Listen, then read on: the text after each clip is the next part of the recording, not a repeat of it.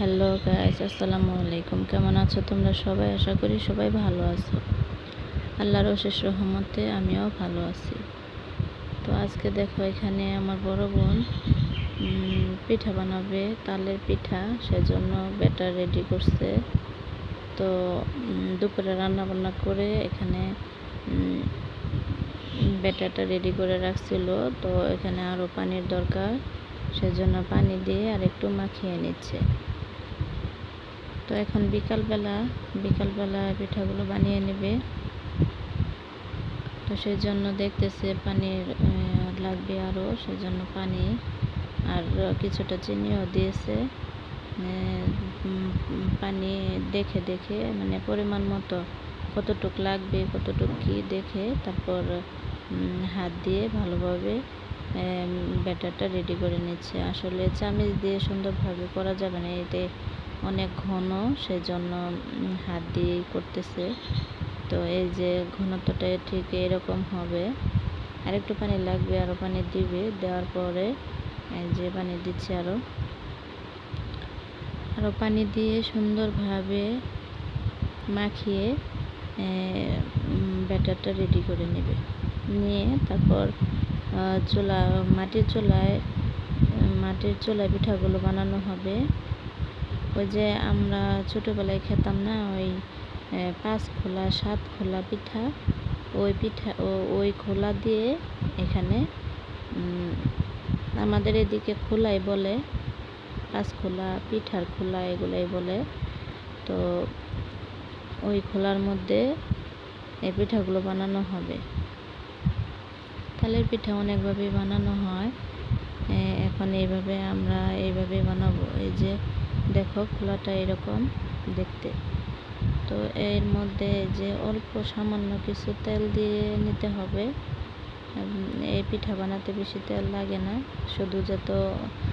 শুধু যেন ওই সুন্দরভাবে উল্টানো যায়, সেই জন্য এই সামান্য তেলটুকু দেওয়া। তারপর চামিচ দিয়ে পরিমাণ মতো প্রতিটা খোলার মধ্যে সুন্দরভাবে ব্যাটারগুলো দিয়ে দিচ্ছে। দেওয়ার পর ঢাকনা দিয়ে ঢেকে রেখে দিবে। ঢেকে কিছুক্ষণ রাখবে, রাখার পর উল্টিয়ে দিবে। তো এখন ঢাকনা দিয়ে ঢেকে কিছুক্ষণ রেখে দিবে।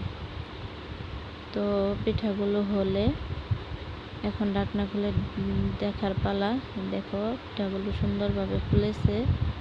এখন ওই পাশটা হয়েছে, উল্টানো যাবে কিনা চেক করে নিচ্ছে। এখন উল্টিয়ে দিবে। হয়েছে, দেখো সুন্দরভাবে হালকা তেল দেওয়ার জন্য সুন্দরভাবে উল্টে যাচ্ছে। তো এইভাবে সবগুলা পিঠা উল্টিয়ে নিয়ে আরেকটু ঢাকনা দিয়ে ঢেকে রেখে দিবে আরও কিছুক্ষণ। তারপর এই পিঠাগুলো রেডি খাওয়ার জন্য। তো মাটির চুলায় রান্না বান্না করতে ভালোই লাগে। তো মাটির চুলা রান্না বান্নার স্বাদও অন্যরকম হয়, একটু বেশি ভালো হয়। তো আমারও মাটির চুলা রান্নাঘর আছে, আমি রান্না করব কিছুদিন পর থেকে। তোমরা দেখতে পারবে আমি মাটির চুলায় রান্না করব। তো আমার ওই ঘরে রান্না করি না, সেজন্য ওই ঘরের অবস্থা খুবই বাজে। ইঁদুরে গর্ত করে একদম রান্নাঘরের মেঝে একদম গর্ত করে ফেলছে। তো ভয় লাগে, ওইখানে সাপ বের হয়, সেজন্য রান্না করি না। ওইটা ঠিকঠাক করে তারপর ওইখানে রান্না বান্না করব। তো দেখো, এই পিঠাগুলো হয়ে গেছে। এখন নামিয়ে নেব। তো নামিয়ে নিলে পিঠাগুলো দেখবো কেমন হয়েছে। তো দেখে ওই পাশটা একটু কম হয়েছে, সেজন্য আর একটু উল্টিয়ে দিচ্ছে। তো উল্টিয়ে দেওয়ার পর পিঠাগুলো হয়ে গেলে নামিয়ে নিয়ে এখন খেয়ে দেখবো পিঠাগুলো কেমন হয়েছে। তো পিঠাগুলো নামিয়ে নিচ্ছে। দেখো, এই যে পিঠাগুলো এরকম হয়েছে, একটু ভেঙে দেখায়, এরকম হয়েছে ভিতরে। তো পিঠাটা অনেক গরম, হাতে ধরা যাচ্ছে না, অনেক কষ্ট হচ্ছে ধরতে, সেজন্য একটু দেখিয়ে দিলাম। এখন এভাবে খাওয়াও যাবে না, অনেক বেশি গরম। এই যে সবগুলা পিঠা দেখো, দেখতে কত সুন্দর হয়েছে মাশাআল্লাহ। তো তোমরা সবাই আমার ভিডিওগুলো দেখবে, আমার চ্যানেলটার পাশে থাকবে, চ্যানেলটা সাবস্ক্রাইব করে বন্ধুদের সাথে ভিডিওগুলো শেয়ার করবে, একটা লাইক দিয়ে দিবে।